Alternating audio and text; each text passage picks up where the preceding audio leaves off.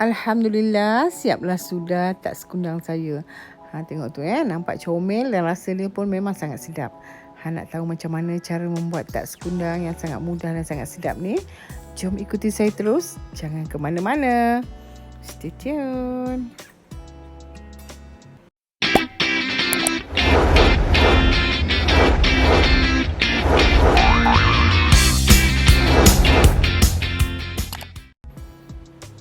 Hai, Assalamualaikum semua. Berjumpa kita sekali lagi di channel Pemuatira. So, hari ni saya nak tunjukkan satu jenis biskut lagi yang pun menjadi kegemaran saya, iaitu tak sekundang. Dulu masa muda-muda selalu memang buat tak ni So, bila teringat tu bongkar-bongkar resipi jumpa, jadi saya pun nak buat lah tak sekundang ni. Jom kita tengok apakah bahan-bahan yang saya gunakan untuk membuat tak sekundang yang sangat mudah dan sangat sedap ni. Jom. Saya gunakan 130 gram mentega. Nak gunakan buttercup atau margarine pun boleh. 190 gram tepung gandum dan 1 sudu besar tepung jagung. Tepung jagung saya akan masukkan kemudian 50 gram gula icing, 1 TSP esen vanila, ceri merah secukupnya, 1 sudu besar susu pekat, 1 biji kuning telur, nanti saya akan cedokkan, dan juga jam nenas secukupnya. Biasa saya akan cari jam yang premium yang ada jual di kedai-kedai bakery. Kuningnya pun cantik dan dia sangat lembut dia tak keras. Jadi kalau nak guna dan cantik, intitat kita masa kita bakar tu kita gunakan yang premium. Yang biasa tu ada juga tetapi dia sedikit keras dan warna dia pun sedikit gelap. Macam ni.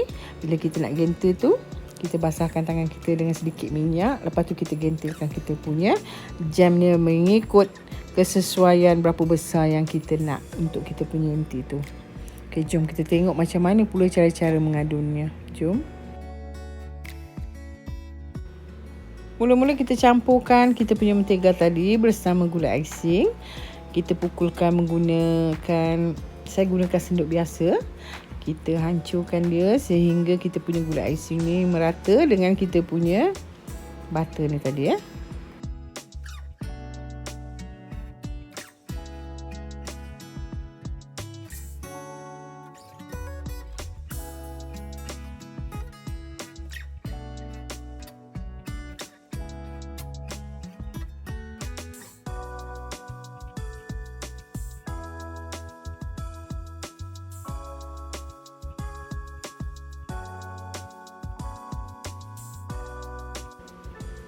Masukkan kuning telur.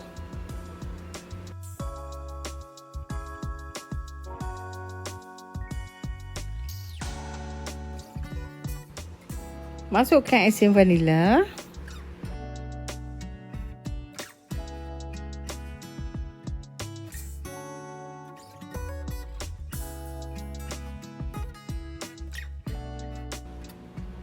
Kemudian masukkan susu pekat.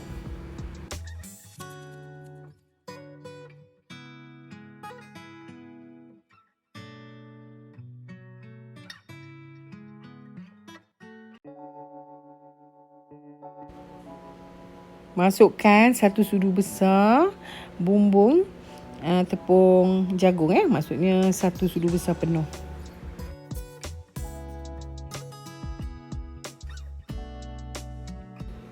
Dan kemudian kita masukkan kita punya tepung gandum sedikit demi sedikit sehingga habis. Kita jangan masukkan habis, kita masukkan dia sedikit demi sedikit. Perlu ke kita habiskan? Maksudnya macam tu. Kadang-kadang kita punya tepung belum habis tapi kita punya adunan dah cukup macam mana yang kita nak. Jadi kita kena masuk tu bertahap. Kalau rasa masuk tu kurang, kita tambah lagi sehingga habis.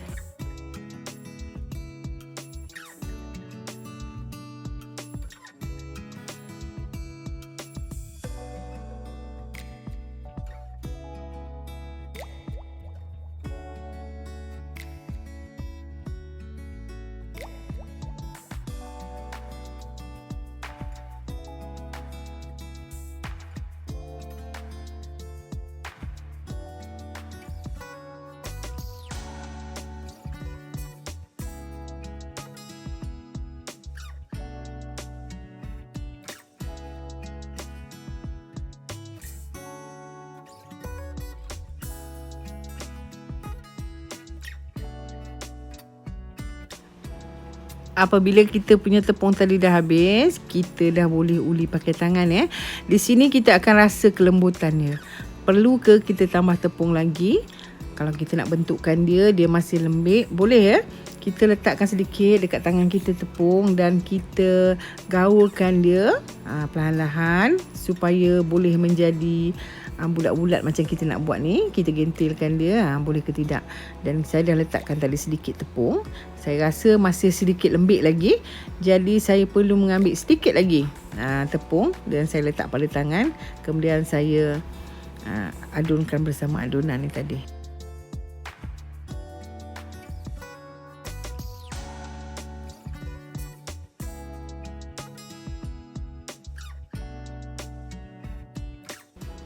Kemudian apabila saya rasa adunan ni dah okey, saya akan lihatkan dia selama lebih kurang dalam 10 minit. Saya tutup dengan plastik dan saya rasa dia masih lembut tapi boleh dibentukkan ya. Kalau yang tadi masih mula-mula tu terlalu lembik, kita nak gentil pun tak boleh. Jadi kita kena tengok kesesuaiannya. Kalau setakat tambahkan tepung sedikit, tak masalah. Kemudian kita ambilkan sedikit minyak, letak kat jari kita tu. Kita gelitkan kita punya adunan ni tadi. Nak besar mana. Kalau nak timbang satu-satu pun boleh ya, mengikut besar mana yang kita nak. Tapi saya just agak-agak aja.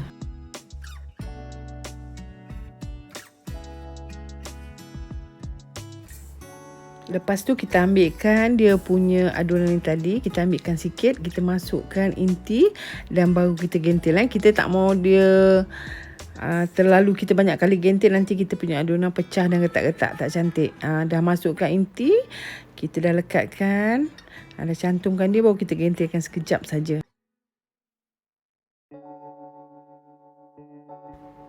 Nak besar mana tu terserah Kalau saya suka yang sederhana besar, tak besar sangat.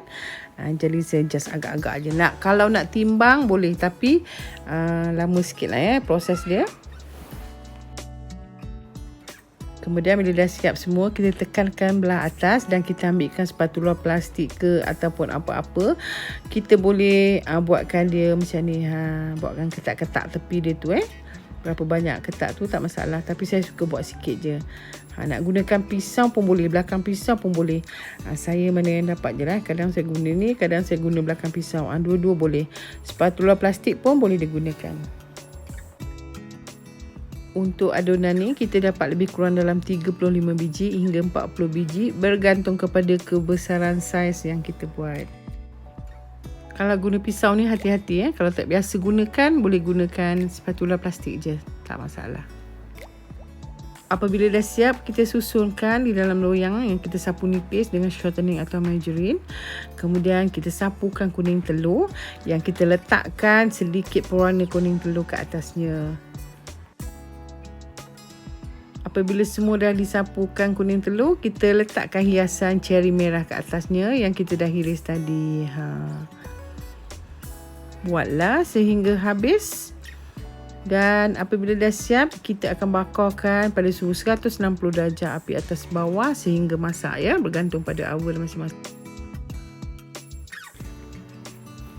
Alhamdulillah, siaplah sudah.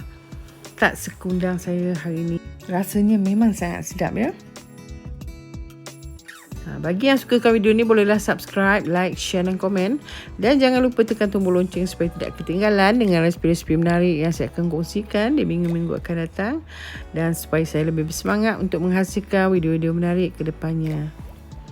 Bolehlah cuba buat untuk hari raya yang bakal menjelma tak lama lagi ni.